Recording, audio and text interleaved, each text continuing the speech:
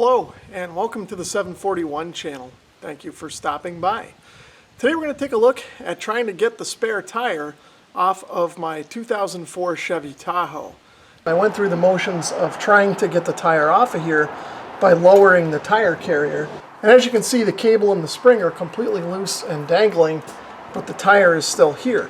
And the reason for that is that GM has put a safety mechanism in here so that the tire can't fall completely off the vehicle if this thing were to let go while you're driving. Even just a little bit of rust in this thing causes the tire to not be able to be removed at all from the vehicle. So while the design intent by GM was good, and this has probably saved a lot of accidents by not having fallen off of here, it's also probably caused a lot of problems for people who have tried to fix a flat tire on the side of the road. So we're taking a look under the truck now, and you may be able to tell the first thing that I've done is tighten the tire holder back up so that it's holding the tire in place against the truck. And then what I've done is I've brought in a ratchet strap and put it around the tire. So now that I've got this ratchet strap here to hold the tire, I'm going to release the tension from the tire holder using the crank like you normally would to remove the tire. And then hopefully this thing is loose and will drop down, and then I can kind of access the safety latch here and maybe actuate it. Hopefully it's not too rusty. Now at first I was thinking about trying to go above the tire and remove the bolts that hold on the tire holder or something like that. But I talked to a guy I work with and he suggested this method, and I think he's right. This is going to be easier. So as you can see, the safety latch is now kind of hanging free here. But it is latched up there in the holder. Not sure if you guys can see it here. The lighting isn't the best. As you can see, I've got the tire holder free and it's dangling now.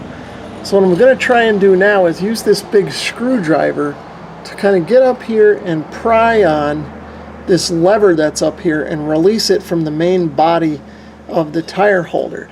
And mine is quite rusty, as you can see here, so I'm not sure how well this is going to work. Okay, I think I may have gotten it. At first what I was trying to do is use the screwdriver to kind of pry on this thing sideways and actuate the lever. But then I thought about it a bit more, and I thought maybe if I pounded on the end of the screwdriver with a hammer, which you can see there, it would work better. And it did. I haven't even pulled this out of the truck yet. I just grabbed the camera to show you guys. But now it's able to come right out. And you can kind of see the mechanism there that was holding it in. So here's a closer look at the mechanism. You can see that the safety latch here is supposed to engage when this thing is pushed up into the vehicle and then disengage when it drops down. You can see that it's pretty well rusted, and that's why it didn't work the way it was supposed to when it was released from the vehicle. So the reason I took mine off in the first place is that I need to replace some rusty brake lines up in there. So I think when it's time to put this back on, I'm going to go down to the auto parts store and buy a replacement unit that's a little bit simpler in design than this one. So I'm going to crank this back up a bit using the tire holder, and then I'll release the ratchet strap and then let the tire down off the truck the rest of the way. Now I can lower the tire down like I normally would. So now that the tire is down, I should be able to just get this off of here the rest of the way. I just lifted the tire up and pushed this through the center, lift this up out of the way, and now we're good to go. Okay, that's pretty much going to wrap things up for removing this stuck spare tire from my old Chevy Tahoe. If you enjoyed this video, please give it a thumbs up.